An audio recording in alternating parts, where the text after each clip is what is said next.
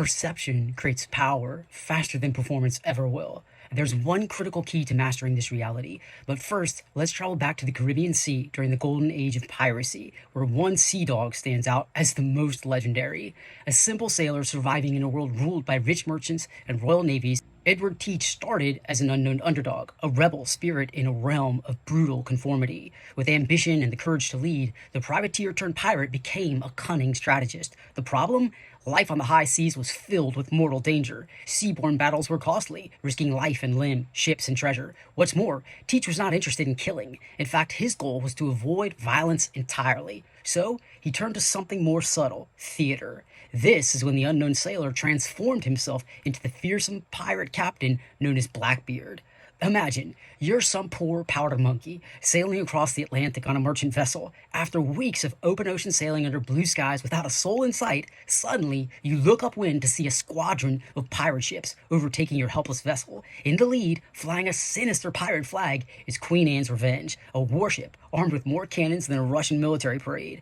Leading a crew of more than 300 sketchy, toothless, hook-handed, peg-leg pirates is this monstrous sea devil of a man, armed with a cutlass, daggers, and 6 pistols strapped across his chest.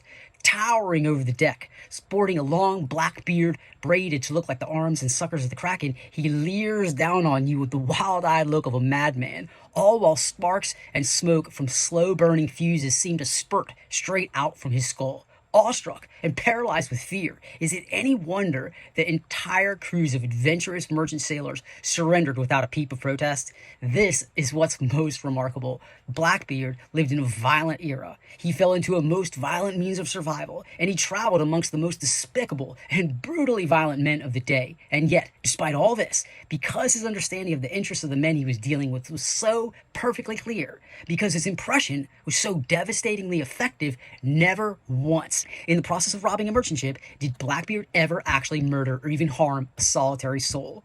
This is the power of managing impressions. Blackbeard's closest comrades knew that he was a gentleman in wolf's clothing, but by way of his sinister appearance and the spooky rumors he had spread, the general public believed that Blackbeard was spawned from the devil himself. The key to mastering this reality: awareness, self-awareness, social awareness, and situational awareness. This is the foundation of perception management. And in our world of illusions, perception management is the root of power. A wizard of human psychology, Blackbeard understood the power of impressions centuries before modern branding. Mastering your image is one of the most high leverage goals you can achieve, because how you present yourself has a powerful influence on how others define you and your reality. Remember, it's not the reality you face, but the reality you create that determines your fate.